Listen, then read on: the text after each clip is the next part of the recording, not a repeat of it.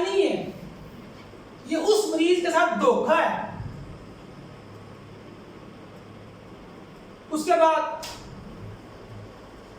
اس کو جلن ہو رہی ہے, اس کے لیے کوئی چیز دے دی, علامات کو ہم ریمیڈی ڈکلیئر کر رہے ہیں, یہ ٹریٹمنٹ ہے, کیور نہیں ہے. بات کی سمجھ آ رہی؟ یہ وجہ ہے کہ آج امراض لا علاج ہے. ورنہ یار ہم مسلمان ہیں, مجھے بتاؤ کیا ہمارا ایمان اتنا کمزور ہو گیا؟ اللہ تبارک تعالیٰ ہمارے میں نے کوئی مرض لا علاج پیدا ہی نہیں کیا. مرض بعد میں آتا ہے, اس کا علاج پہلے آتا ہے.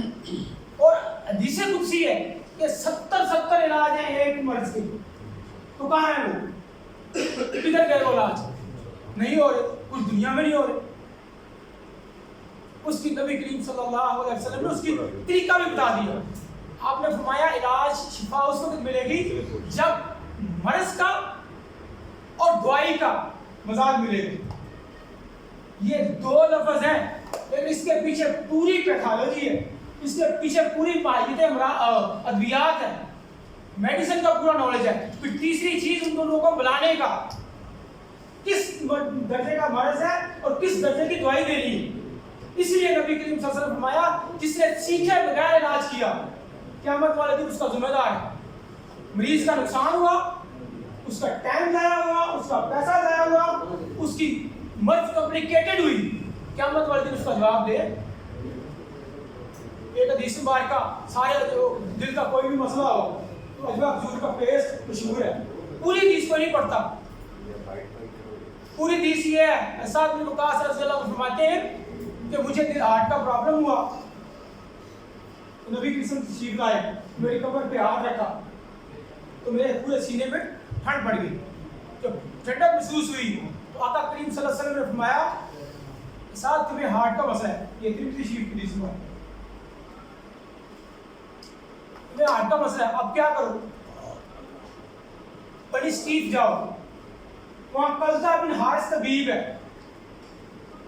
اس کے پاس جاؤ اور طبیب کو چاہیے, اس کو طبیب کو چاہیے کہ وہ تمہیں مدینہ کی 7 اجوا کھجوریں گٹلیوں سمیت کھلائے. اب سوال یہ ہے, آقا کریم صلی اللہ علیہ وآلہ وسلم نے ڈائگنوز بھی کر لیا اور ٹریٹمنٹ بھی بتا دیا. مشکل کیا تھا؟ آپ سے بڑا حکیم کون ہے؟ لیکن اس کے باوجود معالج کے پاس بھیجا. کیوں؟ امت کی تعلیم کے لیے. تو جو جس شعبے کا کمپیٹنٹ ہے اس کے پاس جاؤ. بدقسمتی یہ ہے ہمارے شعبے کی, ہمارا شعبہ زوال پذیر ہے, ہم اعتراف کرنا چاہیے. ہم اگنور کیے ہوئے لوگ ہیں, لیکن جتنی پیتھی ہیں اس کی ماں ہماری تھی وہ حکمت ہے. ساری پیتھی اس سے نکلی. تیسری وجہ جو آج کا علاج نہیں مل رہا, کمپیٹنسی نہیں ہے, اور دوسرا تشخیص کے مطابق علاج نہیں ہے جس کا نبی کریم صلی اللہ علیہ وسلم نے حکم دیا تھا. تیسری وجہ بڑی معذرت سے سارے جتنے حکماء حضرات یا معالجین بیٹھے ہوئے پوری ایمانداری سے اب ہم اپنے اپنے گرے بانوں میں جانتے ہیں, شفا اللہ نے دینی ہوتی ہے. ہماری نیت جو ہوتی ہے پیسہ کمانا ہوتی ہے, مریض کی مرض پہ نہیں ہوتی, مریض کی جیب پہ ہوتی ہے. اتنا مٹیریلسٹک ہو گیا, اتنا مٹیریلسٹک ہو گیا یہ علاج معالجہ.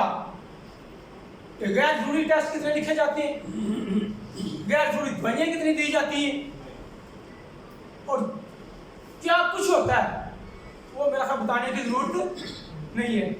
پھر شفا تو اللہ تعالیٰ نے دینی تھی, معالج وہ ہوتے تھے دن کو دوائی لیتے تھے, رات کو مسلے پہ بیٹھتے تھے اور اللہ تبارک تعالیٰ سے دعا کیا کرتے تھے, یا اللہ جو مجھے عقل شعور آپ نے دیا عطا کیا میں نے اس کے مطابق اس کو دے دی, شفا تو نے دے دی. اپنے مریضوں کے لیے رات کو اٹھ کے مسلے پہ دعا کیا کرتے تھے اللہ کے بعد. یہ ختم ہو گیا تو اللہ کی رحمت اٹھ کی شفا کہاں سے آنی؟ سمجھ آئی؟ اب آئیں ہضم کی خرابیوں کے اسباب پہ. 4 چیزیں ہیں ڈائجسٹو سسٹم, خوراک کو ہضم کرنے کے لیے ضروری.